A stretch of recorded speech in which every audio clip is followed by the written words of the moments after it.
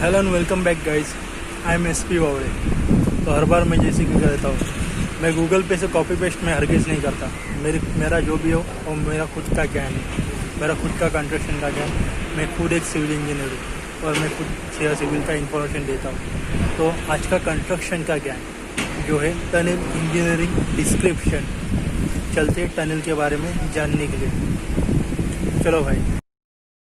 So guys, अब हम चलते रजिस्ट्रेशन वर्क के तरफ। अब देखा तो यहाँ पे जो कंपनी है वही कंपनी क्यों, दूसरी कोई कंपनी क्यों नहीं। सो गाइस, पहले मैं आपको ये बता देता हूँ, बीएमसी के काम में बोला गया है अगर देखा तो 10,000 करोड़ या देखा तो कोई बड़ा देखा तो प्रोजेक्ट होगा तो उस काम के लिए जो कंपनी है उसका 50 साल पुराना रजिस्ट्रेशन चाहिए एज ए कॉन्ट्रैक्टर। इसीलिए देखा तो जो कंपनी यहाँ पे काम करे उसका रजिस्ट्रेशन है 50 साल पुराना रजिस्ट्रेशन है। अब हम चलते हैं मलबार हिल की तरफ। जी हाँ गाइस, मलबार हिल माउंटेन ये पूरा का पूरा माउंटेन इग्नियस बेसाल्ट रॉक से बना हुआ है। अगर इस माउंटेन के ऊपर अगर आप देखा तो एक हथौड़ा मारने जाए तो ये हथौड़ा मजा जिस जगह पे आप मारोगे उस जगह पे देखा तो उस पत्थर का देखा तो कपची कपची जैसे देखा तो टुकड़े गिरने लगेंगे। ये पूरा का पूरा माउंटेन बेसाल्ट रॉक का है, इग्नियस का बेसाल्ट उसका रॉक है।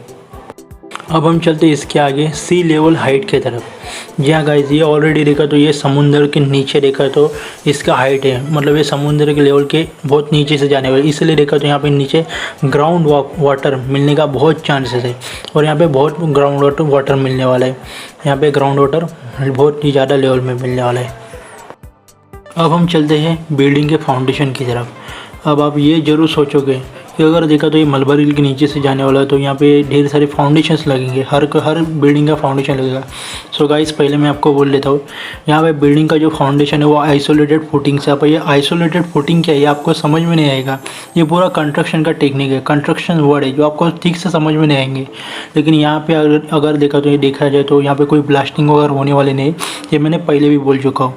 बस आगे ये पूरा का पूरा बिल्डिंग का जो फाउंडेशन वगैरह उनकी भी नीचे से जाने वाला ये टनल। तो अब हम चलते हैं मुंबई के वाटर टैंक के बारे में जानने के लिए। सो गाइस, मलबार हिल का जो वाटर टैंक है उस वाटर टैंक का और इस टनल का कुछ भी कनेक्शन आने वाला नहीं है, क्योंकि ये देखा तो जो टनल है ये मलबार हिल माउंटेन के बहुत नीचे से जाने वाला है और इसकी जो डेप्थ है मलबार हिल माउंटेन के टॉप से 75 मीटर नीचे और मलबार हिल माउंटेन के बॉटम से 25 मीटर नीचे इसका डेप्थ है। अब जाते हैं इसके लेंथ की तरफ। जैसे कि इस टनल के बारे में आप जानते हैं, ये कुछ 1.04 किलोमीटर देखा है तो ये टनल लॉन्ग है, लेकिन इसमें से देखा तो 350 मीटर लॉन्ग हॉरिजेंटली है ये, और इसमें से अगर 350 हॉरिजेंटली है तो देखा तो ये स्लोप में 345 मीटर्स ये स्लोप में गिरगांव चौपाटी की तरफ से और प्रियदर्शनी पार्क की तरफ से। और अब हम जानते हैं इसके स्लोप के बारे में। सो गाइस, मैं आपको ये एक बात बता देता हूँ, मैं मेरे सीनियर इंजीनियर हैं उनसे भी देखा तो इसके बारे में बोल चुका हूँ। उन्होंने कहा है उन्होंने देखा तो कुछ मेरे को फार्मूला वगैरह दी, उस फार्मूला के हिसाब से एज़ पर पाइथागोरस थ्योरम और कुछ कंस्ट्रक्शन के जो कुछ अदर फार्मूलाज हैं उसके हिसाब से भी मैंने ये सब कैलकुलेशन किया है। जैसे कि स्लोप में अगर देखा जाए तो ये देखा तो स्लोप में 13.8 मीटर इतना इस काम करेगा, तो देखा तो हर 13.8 मीटर के ऊपर ये 1 मीटर स्लोप नीचे चला जाएगा। जी हाँ, स्लोप में, ना कि स्टेप्स में चला जाएगा ये नीचे। और एक बार इसने देखा तो 25 मीटर डेप्थ नीचे देखा तो हासिल कर दी, फिर उसके बाद देखा तो ये जाएगा 350 मीटर पूरा हॉरिजॉन्टली जाएगा, फिर से देखा तो ये ऊपर की तरफ जाएगा। जी हाँ, हर बार देखा तो 13.8 मीटर के ऊपर ये आगे गिरगांव चौपाटी के पास 1 मीटर हाइट ऊपर आएगा आगे। और अब हम जाते हैं इसके टनल के कंस्ट्रक्शन के बारे में। तो गाइस, मैं आपको एक बात बता देता हूँ, एक बार देखो तो टनल मशीन का काम हो गया तो ये देखा तो टनल बन गया, ऐसे नहीं है गाइस। इसके ऊपर और भी देखा तो कंस्ट्रक्शन का काम होगा। जैसे कि देखा तो अब इसके ऊपर होगा इपॉक्सी कोटिंग होगा, जी इपॉक्सी कोटिंग, इपॉक्सी टार कोटिंग। इपॉक्सी टार कोटिंग ये देखा तो कंस्ट्रक्शन मटेरियल है, ये कुछ नहीं, ये देखा तो डांबर टाइप मटेरियल है। जो देखा तो इस टनल के ऊपर पूरा देखा तो जो रॉक्स वगैरह लगेंगे, इग्नियस के जो बैकसाइड रॉक है उसके ऊपर सब जगह पे देखा तो ये इपॉक्सी का टार कोटिंग लगेगा। फिर उसके बाद यहाँ पे एक आएगा टनल का देखा तो कंक्रीट का फेस आएगा, और जो एक बार देखा तो मशीन ने काम कर दिया तो उसके बाद कंक्रीट का देखा तो काम होने वाला है। यहाँ पे देखा तो जैसे कंक्रीट लाइनिंग वर्क कही थे, पूरा का पूरा सर्कल में एक कंक्रीट का फेस आएगा यहाँ पे।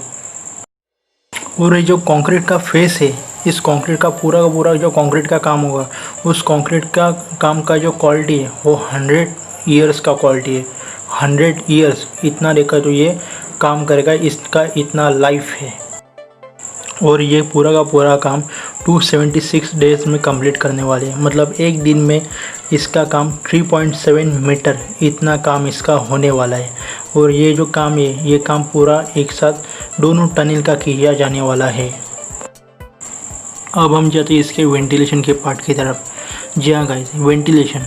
अब यहाँ पे एक बार पूरा काम हो गया तो यहाँ पे ऑक्सीजन की ज़रूरत होगी, इसलिए देखा तो यहाँ पे ग्रेविटिकली सिस्टम की हिसाब से यहाँ पे वेंटिलेशन किया जाएगा। आप सोचोगे कि यहाँ पे पाइप वगैरह छोड़ा जाएगा वेंटिलेशन के लिए, सो गाइस ऐसा कुछ भी होता नहीं।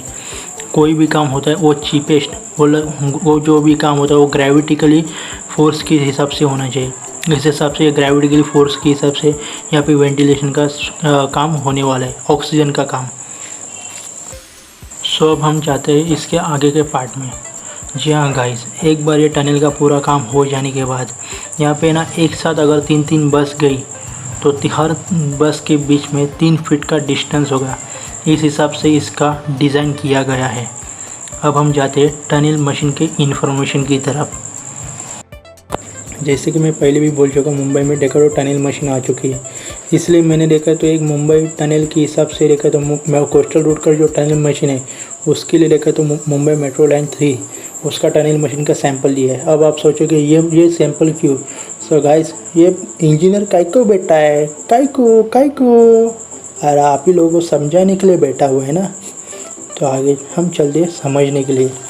सो इस टनल मशीन का पूरा डाया है 12.19 मीटर, और ये टनल मशीन का पूरा लेंथ है 18 मीटर। इस टनल मशीन का पूरा लेंथ है, और इस टनल मशीन का खुद का वजन 2300, जी हाँ गाइस 2300 इतना टन इस टनल मशीन का खुद का वजन है।